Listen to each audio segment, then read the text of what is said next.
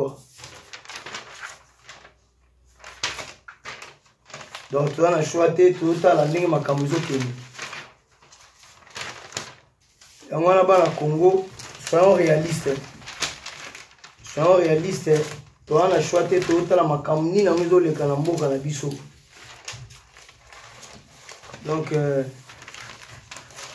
de comment il a dit nzambe mtakofuta yo soki firme ya ngambi au bénéficier grâce présidentielle et bimisio na boloko oyo loi moko te kokai ko bimisa yo ba boloko ba kosela bino makambu oza congolais donc on mérite za la libre parce que tam so sala na loko moko te eza makamuka ya politique poza contre makambu surtout mabe o kabila na bato on a ko sala.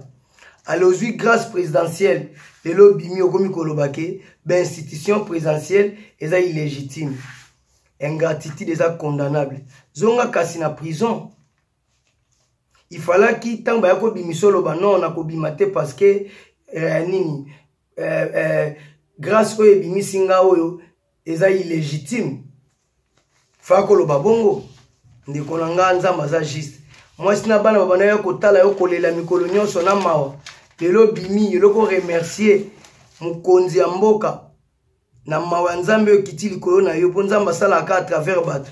Soki okwa ko remercier acte na te bon nzambe no remercier parce que nzamba osenga biso na bato tozo mona to linga bango te bon nzambe to mona katende to linga e parce que nzambe tam susu moi sino abondela ki tam so sali ba jeune tam susu mawa soki firme ya ngambi osali musala na mboka te na opposition tam susu koleka jeune domi dongala mais yo basali yo grâce à la langage na yo donc ils a pas si peu mawa komona ndenge tomoni exemple nde tozotala donc yango te quoi donc ezosimba bongo te kotala motema mabe wana ekojouer na moni eloko moko te motema mabe wana ekoservir biso na rien to continuer ka bongo moza na leçon moko te so ifirme ya ngambi ya opesa donc oza na eloko moko te oyo okoki kopesa comme leçon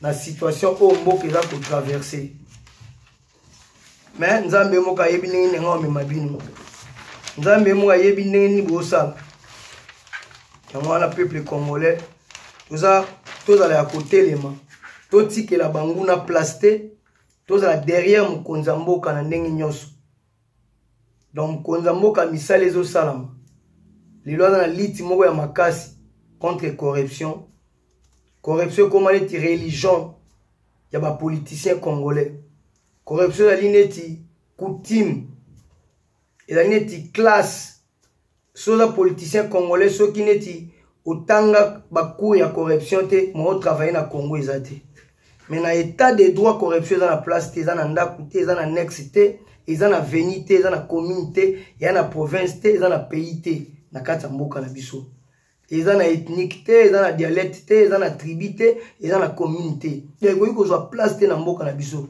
na état de droit eza te ke eza absent ezalaki mais eza absent mais koki koexiste te faut tosala différence ya bokonzi oyo ekoti na bokonzi ya Kabila yango wana omoni peuple congolais de loin ou de près toza na obligation mokonzi ya mboka koti sikoyo il faut to soutenir ye soki ya BBC toza libre ya otelemela ye eza démocratie mais to soutenir ye 100%. Bavanti oyo tosala wana ça ne sert à rien ekomema biso nulle part yango tozobeta 7 ton midi poko omona bato neti ba Laurent bato mona wana azala vice gouverneur azali na DGI azali na DGI Kabila longola ye ipare basala kopo na ba libanais ya 10 millions balongola ya konserve na IDPS na ndeni wana ndenga fote na ndenge nini IDPS ekoki kobokola ba voleur te mo IDPS konte na bana na biso moko ya ndako oyo babunda tongo midi poko oyo baza bato a terrain tane ba Laurent bato mona na basali so azala na mbongo normalement muto aza na mbongo déjà ba yibi trop basali trop effectivement so akoti IDPS ka bongoli mutema exemple mako se comporter bongo te ba cadre on a fu ba funda bango bakadi ya IDPS oyo se comporter bongo il faut bafunda bango na ma corruption. Vraiment tozosenga mokonzi ya mboka balandela bango. Sentiment il faut totia na pembeni. Na ndenga mabete sentiment ya sentiment faut totia na pembeni. Donc mon muto ya baboli biso mon muto azala ke a se comporter bon akenda na ye libanda. A se comporter bon akenda libanda ke biso to ndima. Muto azala IDPS apesa muto akabila voix. Non non non non. Et simbite na IDPS. Et on a peuple congolais de loin ou de près tozali. Tozana devoir mo ya makasi ya ko soutenir. Na yebi ata mutema mabezali, ata kindoki ezali na yebi ke président Félix azana nzambe. Na yebi ke victoire ezali. Nous sommes plus que vainqueurs. Donc nazana kondima ke batu bakotika na soni. Po bakotika na soni. 100 jours ya pamba. Misale zo salama. Batu tout na mboka bakamwe. Kabila Otozala wana tali mboka sabotage. Bafoulou partout. Incapable.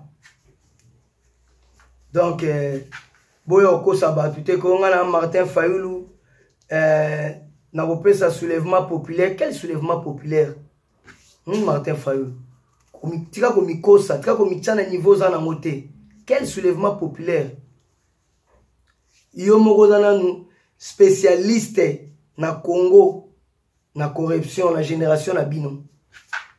Maman on to sala ngo honnêteté, ozana opposition. Mon ode fambon et pas gouverner, pas mutumo proche à makasi ya Kabila ngolo bani. Yo ba yesa adage moko elobaka. Yebisanga ozo fréquenter banani po yo zanani.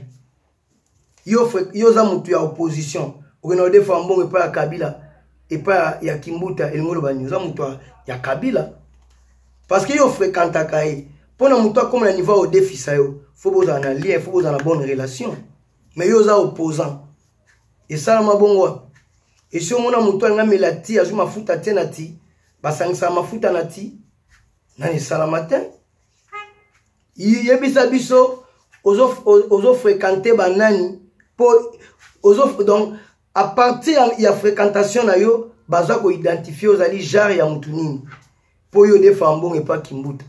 Les autres bêtes opposants dans un mot d'ordre soulèvement populaire. Malfaiteur aventurier. Aux a profil te bebachayo que candidat commun. Boye réunion ya Saint-Sylvestre. Kimbuta osenga yo mbongo. Sonia ndengwana. Sonia comme vous savez explication na defa mbongo par intérêt. Mozo bossa na ke adage lo ba ke yebisanga o fréquenter banani. Inalo yoza nani. Soyons réalistes. Boyo kosa ba Congolais tika. Biso makasi na musala. Makasi bokosa biso awa. Tala lelo mboka ndenge komi. Banzela obino bo pasolaki. Batanta ba fulu oyo zalaki kolela ngo ba intérêt na Kimbuta. Mutu mususu son excellence président Félix alongoli yango. Banzela ezongi, bandundu courant ezongi. Qui nous reste 30 ans mais à la gâté ezokota. Ba maboule fini kami. Mkonza mboka zo travailler. Na fin de l'année na biki nzamba ko sunga na septembre. Bana ba ozonga classe ofele. Bonne année wana yo za la fête po Congolais mwana na ye atanga classe ofele. Donc mwana la muki yo papa ka osomba uniforme classe eza ofele. Benda filme. Bana biso to botama tito komi ba papa boy. To classe 4 faut foot à Minerval. Au moins que classe te point no 2 semaines na mbongo ba bengani po na Minerval. O na komi na école na ke no le la bango. Na no sengela bango nzela na fin du mois na ofuta. Ba bengana bana. O fani libanda école poko ba bengani so po na Minerval. Mais makamwana esili. Nzambe sunga président Félix. Ba mabulu botimolaki. Ba plat bozo préparer pour yaza un échec. Boko zinda na mabulu wana bino moko. Nzamba za tellement na bomoi. Naza na kondima ke nzamba za na contrôle na ye. France a fandi sioni 2 fois. Mais boza na contre-temps. Toza na état de droit. Ceux qui yebi ko revendiquer ba droit na yo te tika IDPS à défendre état de droit. D'abord, yo, ceux qui t'attendent Molière, on défendre les droits, on défendre on est bien moteur. Avant de défendre l'état de droit, il faut yo, au foot à prix nango, ba kolo nango, au ba telemi, au ba retrait qui signature à Genève, au ba telemi, lobby pour la ko annuler l'élection, là ba au ba koti ba boloko des années pour la makambu ya état de droit, ba koufi pour l'état de droit. Boko seli bango ba makambu ke ba taka muna sampo pour l'état de droit.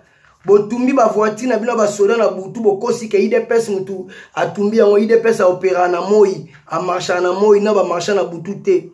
Bino chiba la memi bango comme premier ministre ya lokuta ba ke no ko botu la siège ya IDPS e simbate état de droit yango ba telemi. Bobimisa ba na bino c'est pour ça ba okama meneni kastomona yango na ba parti mususu. Bon mona yango te na ba MLC parce que baza ba parti corrompu, baza ba parti ba cellule, baza ba lié, baza provision, baza réserve, baza provision, baza réserve, ya Kabila. C'est pour ça que tricherie salami plusieurs fois. MLC a la trahi mais à la base te, à la mututa au bunde la pona bango. Lit na bango d'abord eza nini. Pour Jean-Pierre Bemba koti prison, ya makambu a koti prison criminelle, ya koboma batu. Ke alia batu. Jean-Pierre Bemba koti prison criminelle, mais Beten Tisekedi, to ba combattant IDPS ba koti prison politique pour na kolongola mboka na boumbu na état de droit. C'est ça la différence. Différence yango wana. Plusieurs fois MLC a la trahi, mais là mouta aussi la revendication. Alors revendiquer n'est pas batnyo surtout bazo mona jamais Kambinga, oh Thomas Lowaka, oh François Mwamba, oh Yves Kisombe, oh José Makila Yokozuna, oh Antoine Gonda, Bazamo Ebele, tous ces gens-là, oh Jalicien Boussa, Baouta MLC. Na lobite na IDPS ne ba Monsanto, mais na IDPS ya le mono ko zo munyo surtout l'autre ndimaso président Félix Tshisekedi, to papa Tshisekedi a fléchir pour na yo. To muto aza na IDPS exemple, aza fils Mukoko. Exemple, azali fils Mukoko, aza soda, abundaka, baza mwa ebele, bayoka son, baza mwa ebele. Et siko yotan babunda bon, soto moni a komi kote kuna, mende bazabu, baza Tshisekedi. Donc baza na kacha front. Donc tant on va trahir te, donc baza na voix ya bien. C'est pour cela les okama. Pourquoi ba parti mususu ba bimagate? Bazo revendiquer te, ils ont ba condition ebele. Misusu bazo bimate po baza na batute. O ba bima po na bango. Misusu bazo bimate parce que baza ba lié, baza provision, baza base, baza réserve à Joseph Kabila, baza pépinière. Donc chaque fois ba soutenir Joseph Kabila na ba ipakato ekoele la gae. Chaque fois que Joseph Kabila a ba contre-temps, ba ngone ba pesa kaye ba beki. Une concertation, opposition y était, mais Jean-Pierre Bemba tindi batu. Mais quel paradoxe, tozoka ke Kabila mutale saka batu po yokota boloko. C'est que ça le kuta. Quel paradoxe, muto a faire souffrir na boloko, mais soit bien si batu yokei. Batu tout baboui me yondimi. Donc c'est ça. Il y a un peuple congolais. Tant que le parti politique, c'est l'IDPS. Et la lima kambuyambo, ma idéal. Naïvi que les autres, comment tout ça, les missions, et bozo bengi, bozo finga, bo décourager, bisoté. Vérité, otique à la vérité. Pour na Congo, mon économie, et comme l'eau, moi, mystique, mon pasteur, mon Godem Poi. Naïvi bien, na kamoya. Pasteur Godem Poi, tout nan kizami, nazalagi mutu ya Kabila, et soukaneni. Okomi koloba di lelo bo changer boy to fana wa sénateur Diamba to fana wa sénateur boy bozoloba makambu ya état de droit mais FPI ezala kawa bato bayiba bambongo nango rapport ya boy bokanga bango te na yite mamozolo basoko zo yebango mais bokonzo ekoti sikoyo makambo zo ba bambongo ba FPI papa ya Obe Minaku azo bambongo kuna nzela ba Obe Minaku boyebi yango très bien Kabila mutufara kanga na gouvernement na mais bon, quand il est intouchable. Et ça pour ma président Félix a bandi siko. parmi ba priorité belé. Donc abandika siko toko juger mbala moko tu wana te. Fako lobela Kabila. Yo soki Godem pour y pasteur wana. Tunana Kiziami na Kibila. Alayi muto wa Kabila. Luani na cha. Batembo ka place ni na ndenge ne à côté comme pasteur. Et puis ta yo zolo babongo Godem pour y soni. Olo ba na église. Bible dit si ka deux personnes basangani pour la combo ya Jésus azawana. Tant okomi kobeta ba masolo ya politique wa lokuta kuna na kati ya église Jésus a sous place wana te. Po yaza la place wana ka so bolo ba pona gloire na ye. Tant yokomi koloba pona makamu susu yaza wana te. Ko kanzate ko na komi soki présent ensemble et oza facilité. Mboka za état de droit même yo mo ba ko interpeller o. Tant obeta ba masolo lokuta na foye ba tuna Kiziami na suka wapi. Même église na ye suka wapi. Nzamba mimai na suka na koko na confusion. Aza serviteur de Dieu na tante oyana makamu na ye awo. Même yo moko alome bokeba parce que mama mboka to chabino pembeni. Wana droite ya solo la bongo. Godem po iwana. Yango moni ke to kena bino malembe. Na moni mwana ya Kizenga komi a remplacer papa na bango. Papa na bango neto ala batu mwindu ata 40 jours na ne kokite. Ata kutu un mois na ne kokite directement a remplacer papa na bango. Na éviter ceux qui ont intox à réseaux sociaux entre parenthèses. Mais ceux qui ont bongo. Na moni brouillé salamité. Mais ceux qui leader c'est très grave. Pour leader c'est ali pouvoir ya ezali participer familialité ni communal ni provincial, ali parti national. Oh, beaucoup de gens bakoufi na combat. Parce que là qui a monté maman oh omoni Félix, omoni maman Marthe, ba déjà makama. De mokole yinda ki kuna na mama Genève. Est-ce que tu aurais ta parole ya ndeko moko ya famille Tshisekedi? Non. Tant on peut pas auto tel majou na makambu ya ba sénateur. Tout le monde attend de la famille Tshisekedi to président Félix to ba tumsus to ba pour président Félix aza na ba grand frère na ye rien. Eza eloko ya famille, eza eloko ya mboka. Donc cela veut dire que c'est ça. Ya mwana moni to da quelque part batu. To tika mutema mabe. Mutema mabe eleki trop. Mutema mabe eleki tellement trop et simbate. Yango wana tozo kena bino. Peuple congolais programme il y a 100 jours. Oya SOS, oezali na urgence pour la population congolaise dans l'ensemble, dans toutes les provinces.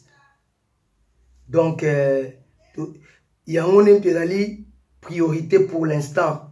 Botala banzela nenge salami, président de peuple ali a bien, président de ba ide moko ya bien. D'abord, dans l'avenir, au sein de Mokonzambo, il faut salaire à député kita. Bisik et kita parce qu'on a député autant mwana nzana kisasa na ba soda.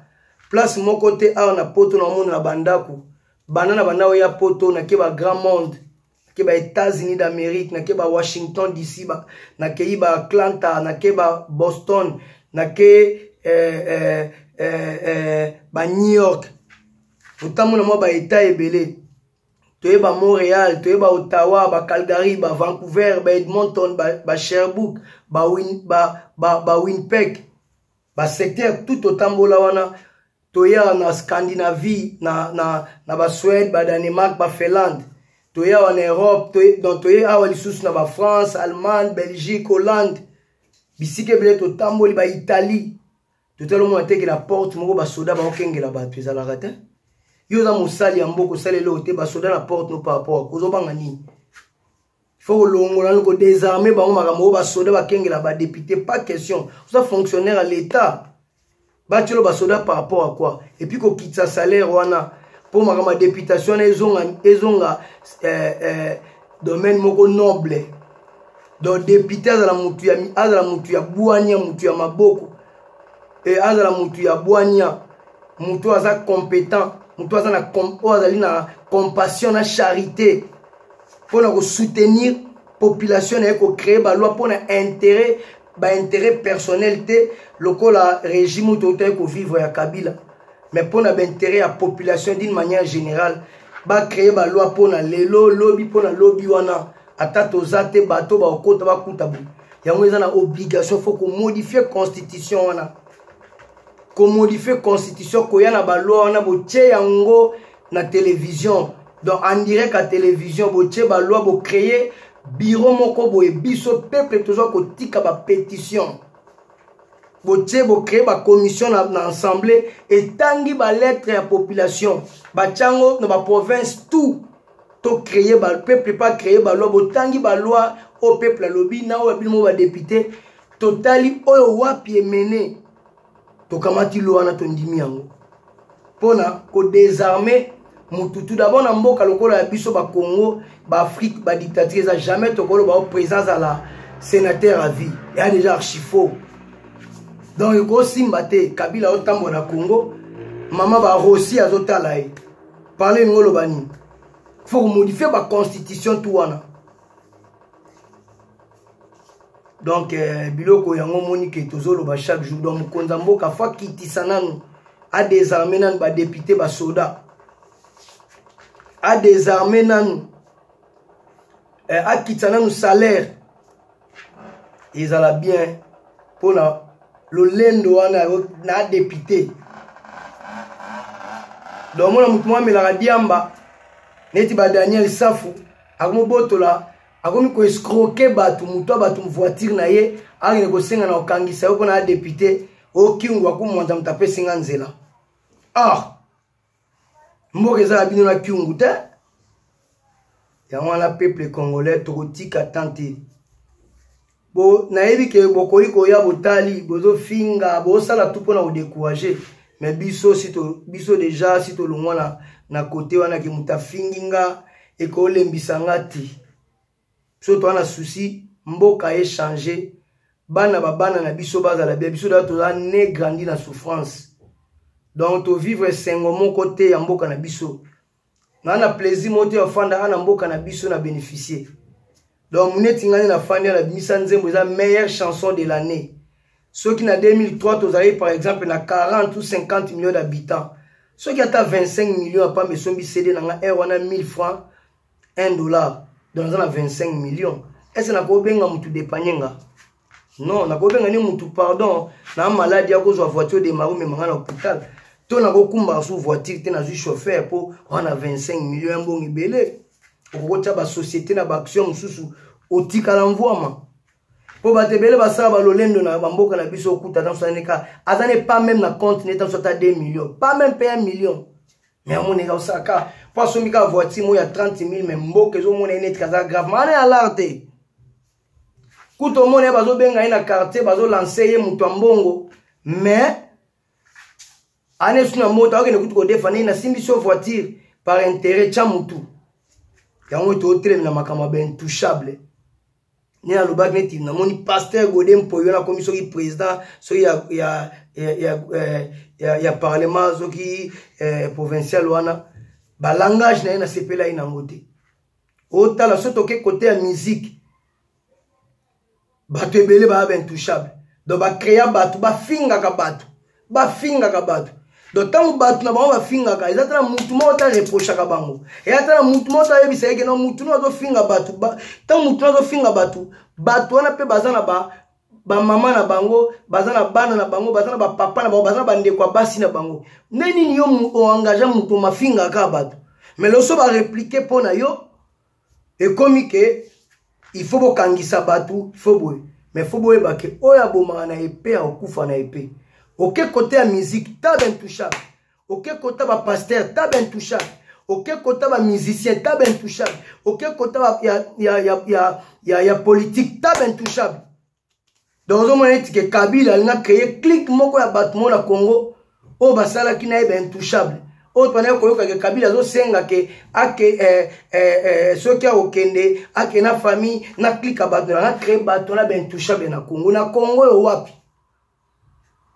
Zale intouchable devant Jeannette na Zoé na moi sinon na bana na yo nde osala bango nde bo benga mo zale intouchable te na peuple congolais da peuple congolais ko ka ko monelo mina ote yango état de droit fait est-ce que mutola Michael Jackson à part Nzambe à part Jésus na Saint-Esprit na mokilo nga na fani na mona mutele alekaki na succès te matkala komi ben intouchable te bakanga na Neverland na ndaku na ye ba chae kraka azali na chambre moko mutu akota kateni ko chambre ne moko culte ya mystique mbila kota ni basalaka babenga ngoni investigation donc mbila koti atieye kraka bakangi Michael Jackson bakena ya tribunal na mboka oto za mutakolo bateka za au-dessus ya loi ben intouchable ba mutu tout ba az intouchable jamais que mboka oyo